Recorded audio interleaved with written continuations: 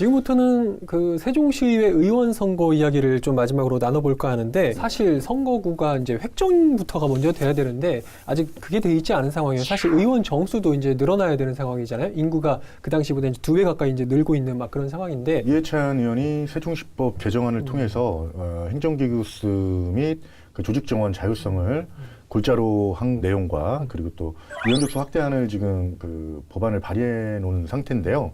지금 제가 봤을 때는 이제 명분은 있다고 봅니다. 왜냐하면 지금 세종시 예산 자체가 지금 이 출범 초기보다 3배가량 늘어났어요. 그만큼 이제 그 의원 한 명이 저희 예산을 검토하는 분량이 그만큼 1조 5천억 원 정도 내년 예산이 지금 편성됐죠. 6천억 원에서 1조 5천억으로. 근데 그게 추경도 빠졌어요, 그게. 추경도 빠진 거예요. 추경 빠졌구나. 그렇죠. 그렇죠. 한 명이 한 1,000억 원을 심의를 해야 되는 거예요. 그렇죠. 단순 계산으로 하면. 예, 그렇죠, 그렇죠. 근데 이제 뭐 이게 명분은 충분한데 다만 이제 그 행안부에서 이거를 받아들여 줄지. 왜냐하면 급진적으로 늘리는 거 우리 그 중앙부처에서는 별로 좀 탐탁치 않게 보잖아요. 그래서 차근차근 늘려라 이 상황으로 돌아갈 수도 있겠는데요. 이 문제가 그 어떤 해결 경로를 맞는 것에 있어서 이춘희 시장이 최근 제가 알기로는 그 행안부 차관을 만나서 어떤 교감을 이뤄낸 것으로 저는 알고 있거든요. 그래서 뭐 어떻게 보면 조직정원이라는 그런 법 개정 요소는 뭐 딜레이가 될 수 있어도 왜냐하면 제주도에서 실패 사례가 좀 있거든요. 그래서 그건 딜레이 될 수 있어도 의원 정수 확대는 거의 기정사실화 되지 않을까 하는 좀 관측을 조심스럽게 한번 제기해 봅니다. 결국에는 어쨌든 세종시 특별법부터 개정을 하고 가야 되는 거죠. 그렇죠. 지금 추진을 하고 있죠. 예, 그렇죠. 개정을 해야죠. 근데 지금 사실 뭐 예산에 대한 문제도 있지만 의원들이 지금 어떤 상임위원회를 막 2개, 3개씩 걸쳐서 막 그렇죠. 하는 힘들죠. 것이 업무 과부하가 좀 걸리고 왜냐하면 다른 지역 같은 경우는 시의원, 구의원 이렇게 좀 나눠져 있잖아요. 근데 세종시는 단층제 구조다 보니까 기초와 광역 업무를 같이 하고 시의원도 마찬가지로 2가지 업무를 같이 하다 보니까 과부하가 될 수밖에 없어요. 인구는 계속해서 지금 거의 지난 선거보다도 거의 3배 가까이 좀 늘어나고 있는 상황이잖아요.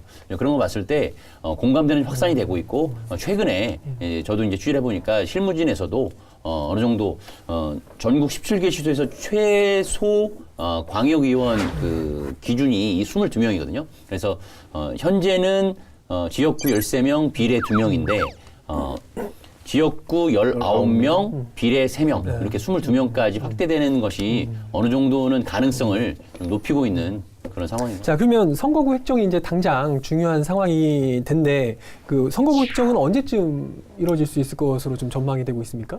이제 선거구획정위원회가 지금 거의 구성 단계에 올라 있고 좀 늦은 감은 있는데 구성 단계에 있고 법정 시한이 그 선거일 6개월 전이에요. 그러면 얼마 안 남았네요. 12월 13일이죠. 이제 한 달도 채 안 남았다고 좀 봐야 되는데 그때까지 이 부분을 좀 정리를 좀 해야 되는 그런 과정이 있고 그 획정위원회에서 어느 정도 그 의원들 간에 합의가 좀 이루어지면 세종시장에게 제출해서 시장이 승인을 하고 그리고 나서 내년 2월 정도에 시의회에서 조례를 공포하는 절차를 걷게 되는데 그 과정에서 아까 이제 이승훈 얘기했던 세종시 특별법 개정안 그 의원 정수를 담고 있는 개정안이 통과가 됐음을 전제로 했을 때 그런 절차가 원활하게 갈 수 있는 거고요. 만약에 무산이 되거나 이러면 상당한 혼란이 오거나 지연될 수 있는 가능성도 좀 있습니다. 아니 세종시법이 통과되면 다시 획정위원회를 열어서 그 선거구 획정을 해야 되는 건 아닐까요? 그 절차가 좀 복잡한데 예.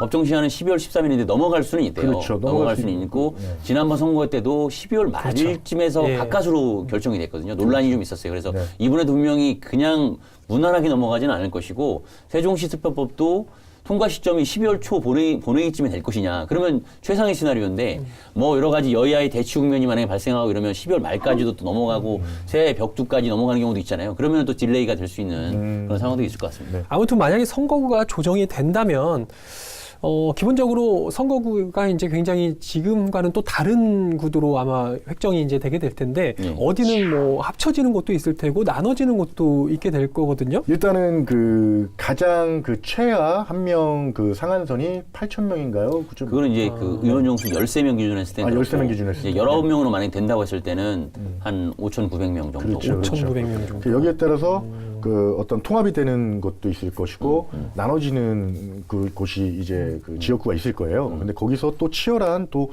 혈투가 벌어지는 것도 이번 그 지방선거에서 시의회 선거에서 시의원 선출의 과정에서 재밌는 어떤 관전 포인트가 될 수 있을 것으로 보입니다. 어디가 줄고 어디가 좀 늘 것으로 현재 좀 예상이 되는 대략적으로. 그러니까 연동면 그거 좀 잠깐만 네, 한번 잠깐 예, 표를 제가 한번 요거를 예. 예. 제가 알기로는 예. 지금 이제 뭐 북악면이 아마 지금 통합이 될 것으로 연동면하고 예, 연동면하고 제가 북악- 봤을 땐 그렇던데. 예, 네. 그렇게 보이고 그리고 또 조치원 읍도 아마 이 지역구가 한두 석 정도 뭐 이제 그 13개 지역구로 했을 때는 한두 석 정도 아니면 19석으로 됐을 때는 두 석 정도 줄어들 것으로 보이고요.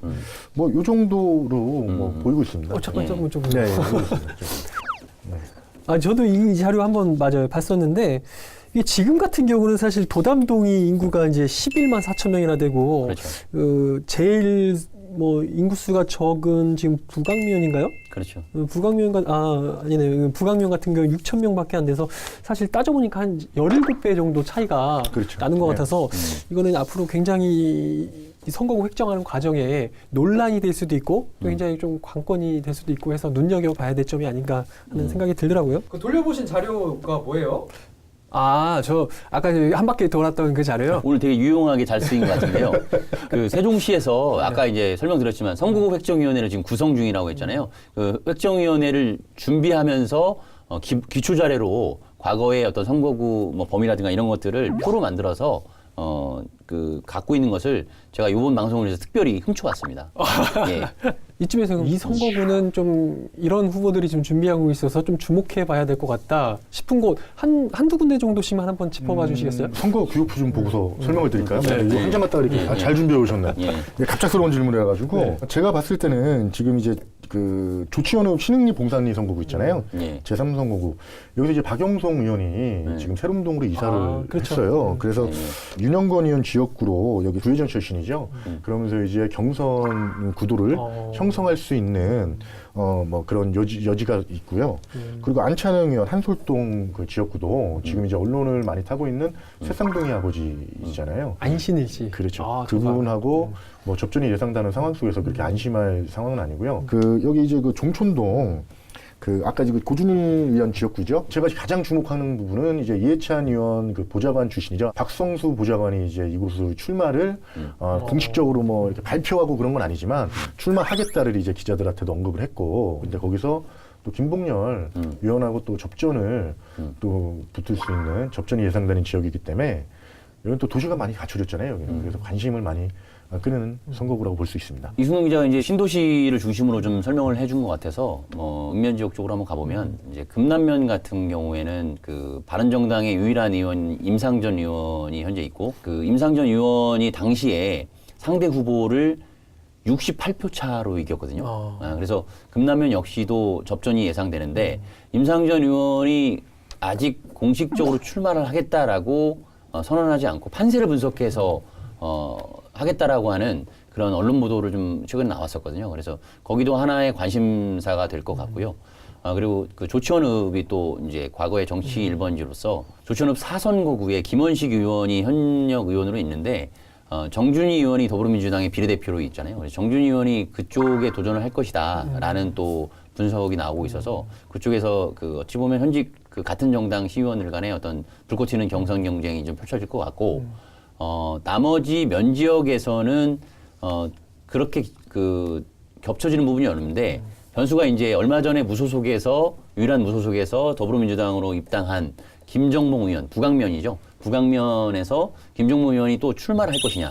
더불어민주당에서 출마를 하려고 준비하고 계신 분들이 꽤 있거든요. 근데 이제 양보를 하고 출마를 할 것이냐, 아니면 김정봉 의원이 다시 한번 나갈 것이냐, 뭐 이런 구도에 따라서 거기도 되게 혼전 양상이 펼쳐질 수 있을 것 같고요. 모든 선거구가 뭐 다 재미있을 재밌어졌어요. 거라는 뭐 지난 그런 선거는 말씀이신 것 같네요. 확실히 재밌었어요. 이게 또 네. 진정한 선거니까요. 이번에가 뭐 지난번도 진정한 선거인데 정말 변별력 있는 선거가 될 겁니다.